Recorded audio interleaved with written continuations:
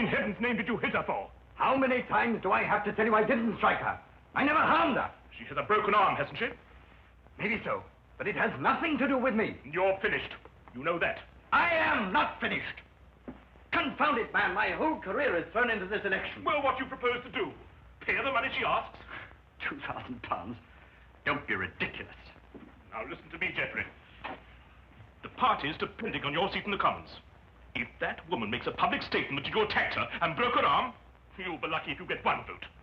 And it makes no difference that I happen to be innocent. Not a whit. In your position, an accusation is just as damaging as a conviction. You've got to withdraw. No. Very well. I'll do it for you. I'm going to fight for my very life. I know someone who might help me, even if you won't. You've got 3 days to clear this matter up or get out. On Sunday evening, I'm going to make a statement, one way or the other. I thought you were my campaign manager, not my accuser. 3 days, remember. Marriage bureau. Idiot. So I went to a marriage bureau. She seemed a very charming sort of woman, cultured and good background and all that. Yes, but a marriage bureau? Yes, I've lived in the country for a long time now. I just never seem to meet any woman except the most ineligible and unattractive ones. I've been lonely these past few years since my wife died. This bureau seemed reasonable enough. After all, they promised to introduce you to ladies of cultural and intellectual backgrounds similar to your own. But they didn't mention blackmail. £2,000, you say? An impossible sum. Even if I were guilty, which I'm not. My whole career is at stake, Mr. Holmes. I think it might be a good idea to have a look into this marriage bureau. Don't you agree, Watson? Yes, I'd say so. I simply can't believe Mr. Oliver, he's the proprietor, could be involved in this. And you say you have 3 days to pay or disprove the accusation, eh? Yes, Mr. Holmes. It's not very long, I know. It isn't getting any longer. I suggest that Dr. Watson and I start our investigations immediately.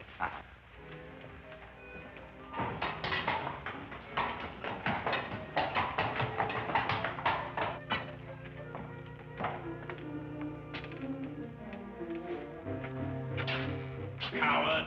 Oh, no, Holmes, there must be another way of doing this business. We're working against time. This is the only way we can get to the core of the case. Now, listen, Holmes. Now, listen. You go on in, and I'll just wait here. Do you see? But I'll be here if you need me. You're absolutely no use to me at all out here. Come on.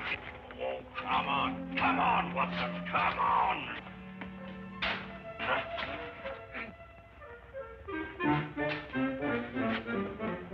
Good afternoon, Constable.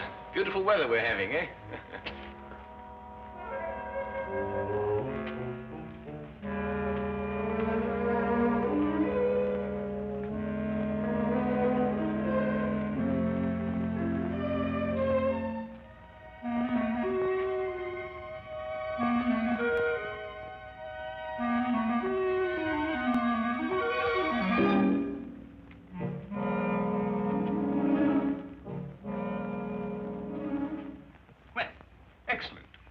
Seems to be in order.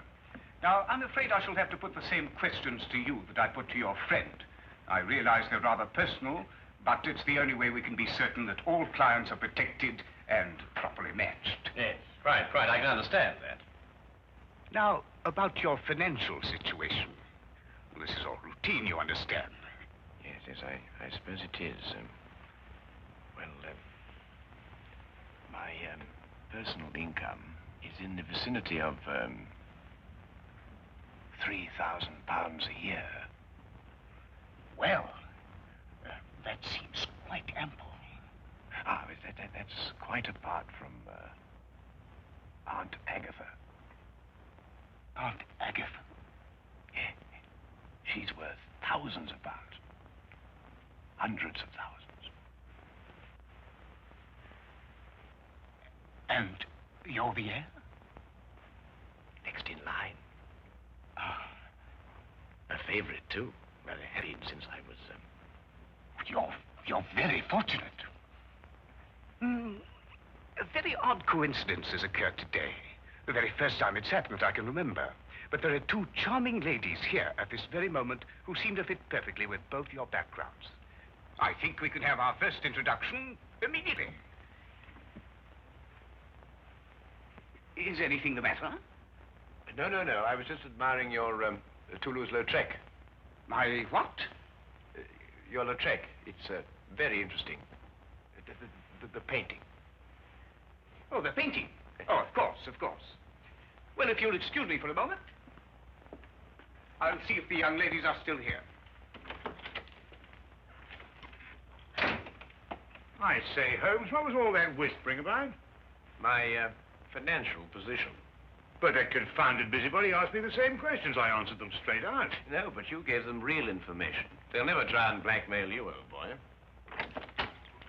Well, gentlemen, everything's worked out perfectly. The ladies are waiting in the salon where we generally introduce our couples and let them have a get acquainted chat. My secretary is there with them, and she will introduce you. The door at the far end of the hall. Thank you. Well, Watson, come on. What are you waiting for? Go on. Door at the other end. No. Straight on. Mr. Holmes. I'm always interested in the welfare and the situation of my clients, and, Yes?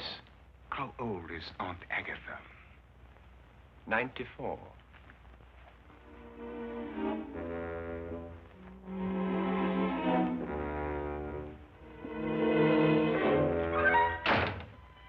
Tell me, Miss... Pamela. Oh, that's a charming name, perfectly charming. Now, tell me, Pamela, do you prefer living in the country or do you like living in London, huh? Oh, I like living in the country best. Do you really? Well, so do I, as a matter of fact. I love the country. The thing I like most about the country, I think, is the early morning ride. Really? Yes. Do you ride?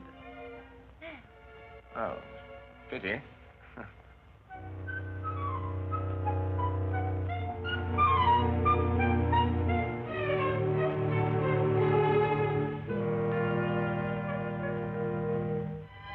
Not really. You've never really been to Paris? No. Oh, you'd adore Paris. My Aunt Agatha always went in September, you know.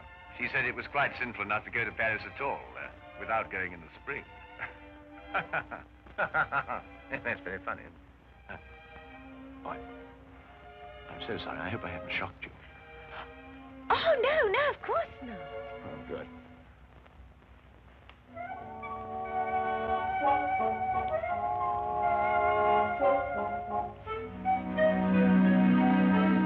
And Sir Charles was furious, of course. Well, he hates to lose a wager. But did he pay you the £500? Oh, of course. On the spot. Why wouldn't he? Why don't you say something? You have very pretty eyes. Oh, you're a romantic one. Oh.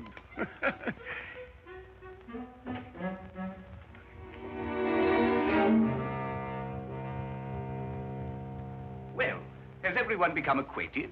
Oh, we've had ever such a lovely chat, Mr. Oliver. Splendid. It's nearly time for us to close the bureau, so I must ask you to leave in a few moments. But first, in accordance with our policy, I want to encourage all of you to know each other. Might I, for instance, suggest that all of you have tea together tomorrow, and then perhaps go to the theater.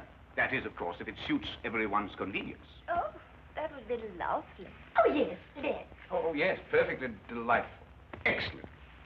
Well, I will allow you some minutes to make your preparations, and then I'm afraid we must close the office.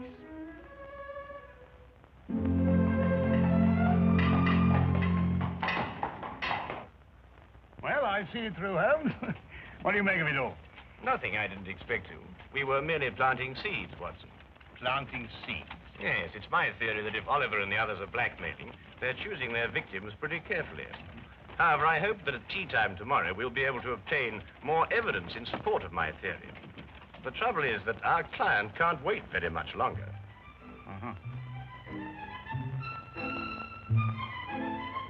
You were telling me me about your musical background, Mr. Holmes. I'm afraid I interrupted you. Well, there isn't very much to tell, really. I've spent a considerable fortune on my musical education. But what instrument was it you said you played? The violin, my dear. The violin. At times, rather brilliantly, I've been told. Oh, dear, do be careful. Sorry.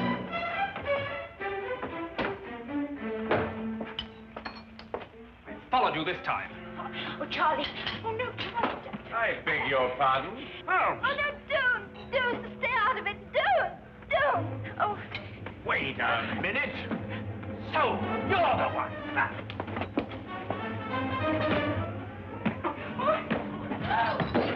Oh, Charlie. What have you done to him? The police. Somebody get the police. He's my husband. This man, this one here. I saw what he did, ma'am. You better not try any more tricks, mister. The police will soon settle you. But this is outrageous. You don't understand. But it's true. They're married. And he was trying to break them up. I know his type. In here, Constable. There's your man. Holmes, why don't you say something? You can't let anything like this happen to you. We've fallen very neatly into their trap. Don't you agree, Watson?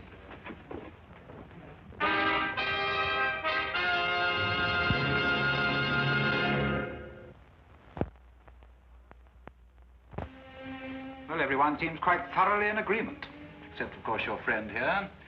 These other witnesses are in full accord, and the testimony of the proprietress of the tea shop supports them. But, Inspector, this is absolutely outrageous. Where's Inspector Lestrade? He'll speak for Mr. Holmes. Inspector Lestrade?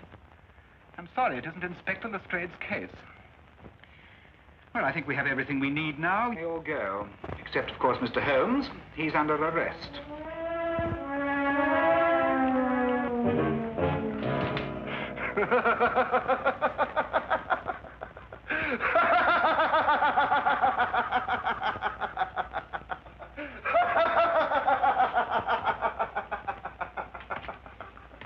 All my life I've waited for something like this.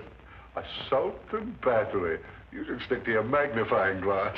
Oh, hello, Lestrade. By Jove, I'm glad you're here.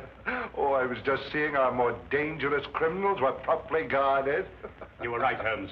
Oliver called on me and told me that for £4,000 this case would be quietly dropped. Why, he's insane. He's not insane, Watson. He's just greedy. No, he's insane. He kept on saying that he was sure Aunt Agatha would fix it. Aunt Agatha, £4,000? What are you talking about? Well, I'm not sure myself. Well, listen, Watson, now that we know where to look, we can take them quickly. Only you've got to let me out of here, Lestrade. Why, what's the matter, Holmes? This is one of our more comfortable jails. Oh, listen, Lestrade, a man's life is involved in this. Geoffrey Bourne, candidate for Parliament. He's been blackmailed by the same group. We can stop them now, only you've got to let me out of here. Well, I didn't know it was serious. This isn't my case. I'll have a word with Mason. He's senior arresting officer in this job. He's the only one who can let you out of here without a court order. I'll see him right away. Well, hurry up, Lestrade. Geoffrey Bourne has only got until 7 o'clock tonight.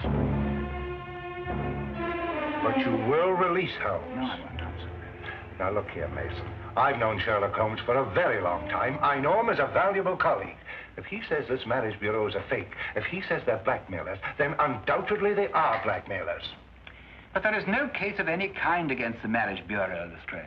If one arises, I'll investigate it. But I will not jeopardize my position by taking such a step without cause. As for Mr. Holmes, he has been formally accused, and the number of witnesses more than justify an arrest. All right, Mason. But this is outrageous, Lestrade. Didn't you explain? Everything, Dr. Watson. Right. I'll handle this case myself. You, Dr. Watson? Unless you'd care to come in and help me. Well, I'll do what I can, of Look, course. Watson, there's only one thing to do. You must break into Oliver's office, go through his private files and everything. There must be further evidence of their activities. Right. Break him? That's against the law. Look, maybe I could get a search warrant. Oh, how soon, Lestrade? Oh, it's a pity this is Sunday. Certainly not before Monday. Not with Mason here. Yes, but look, Geoffrey Bourne only has until 7 o'clock. Yes, but breaking and entering, that's a crime. Have you any idea what the penalty is for that? Yes, if I remember correctly, Thank you very much, Holmes. I'd rather not know. Excuse me.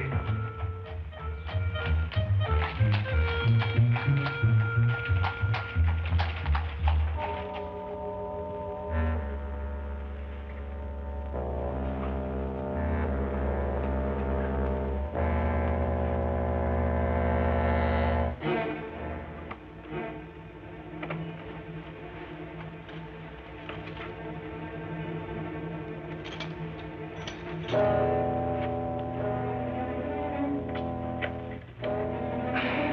just had to come and see for myself, Mr. Holmes.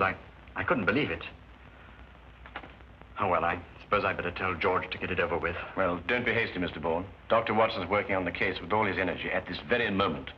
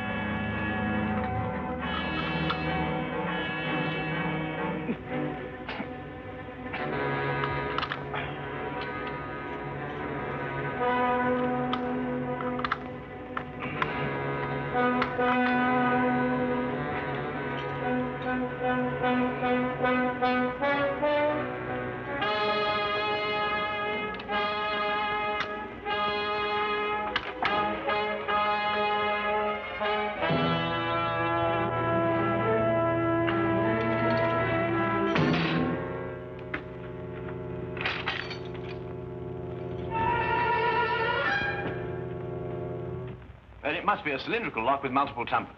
And that's quite a different story. Each of the tumblers operates at a different height. It's an absolutely tremendous task, Watson. Well, what are we going to do? Well, there's only one thing for it. Smash the lock, of course. Why, of course. Smash the lock. Lestrade, if you had blackmail records to keep, and they might be dangerous, where would you hide them? Let me see. Well, blackmail's liable to turn into a running game at any time. I suppose you want them to be portable. That's good. That's perfect. I want you to go after Dr. Watson immediately. To the office? I couldn't. Tell him to ignore the files. Tell him to take all the paintings down off the walls, open the backs, and tear them apart if necessary. Paintings? Yes. Oliver's office has one wall covered with paintings, mostly Lautrec, and he hadn't even heard of him. Well, neither have I. Oh, go on, hurry, Lestrade. Go on.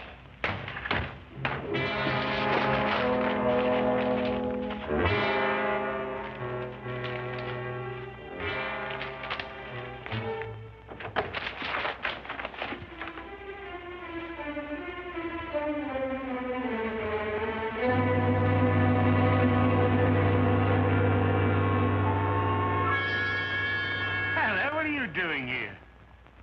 But you gave me a start. I gave you a start. Look, Holmes says not to bother anymore about the files. What? No, he says try looking behind these pictures. Looking behind... Here, you try that. Nonsense.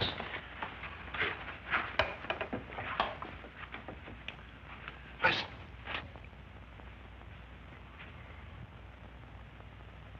Oh, really, Lestrade. This is nerve-wracking enough without you beginning to hear things.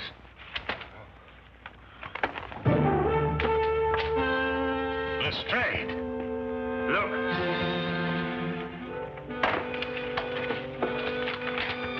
That's it. I just spoke to Mr. Holmes. He said he'd be sure to have something by 6 o'clock. I hope so, Jeff, for your sake. I hope so. Your eyes are not so pretty.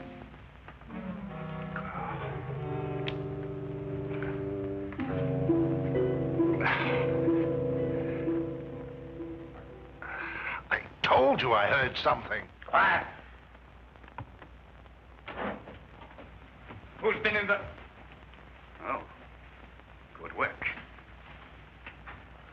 His. Who's he? Scotland Yard. Scotland Yard, eh? What are you doing here? Well, Oliver, you interfere with a national election, for one thing. We've got to clean up those files. We'll take care of them later. Edna. Listen to what I'm telling you and see if you can do it right. Stand right here, and if either of them makes a move, scream. Can you do that? Yes, Mr. Oliver. Good. She's awfully stupid, but she can scream.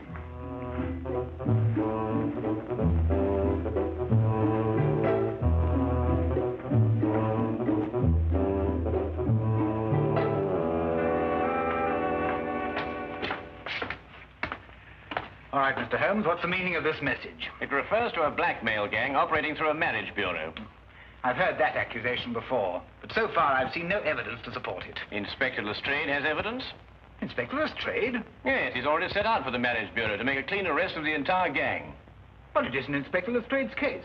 If he had evidence, he should have brought it to me. Well, I thought of that. Anyway, he went, and according to my calculation, he should have been back by now. However, I think he may have run into some very serious difficulties. There are strict regulations regarding such things. When he gets back here, I'll talk to him. You can do better than that. The day can be yours, you know. What do you mean? Go to the marriage bureau yourself and take charge. After all, it is your case, you know.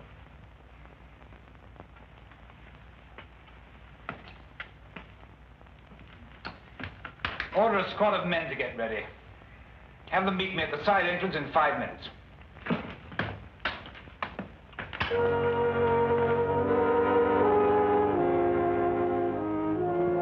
Don't you think she's a pretty girl, Lestrade? What?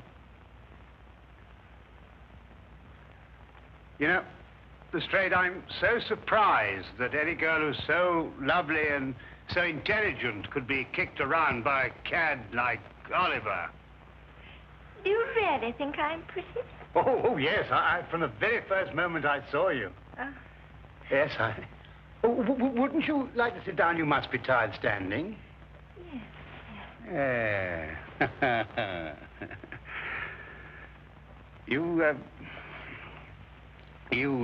Yes? You have the most lovely hair. Oh. Really, it's... I wonder... My hands are awfully uncomfortable. If you could be a dear, ease them a little, could you? Oh, something amusing? I know I'm stupid, but not that stupid.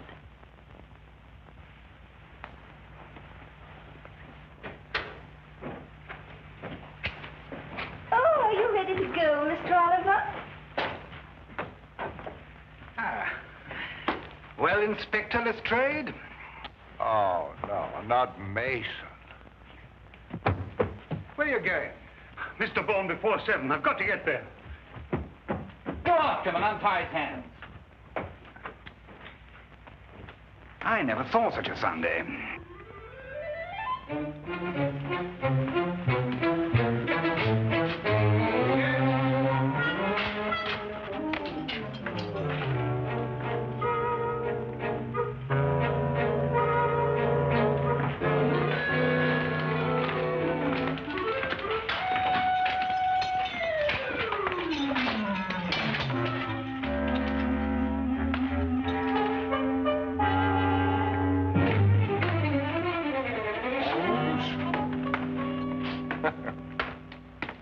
You told Inspector Mason.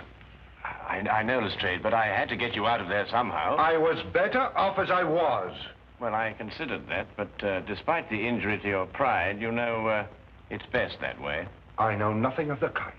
It was only a matter of a few moments before Dr. Watson and I had the situation completely under control. Well, you must tell me the story. In the meantime, now that the criminals have been arrested, please let me out of here. Oh, I'm terribly sorry. But this is Inspector Mason's case. Huh? I couldn't possibly interfere with another colleague's affair. Oh, no. Oh.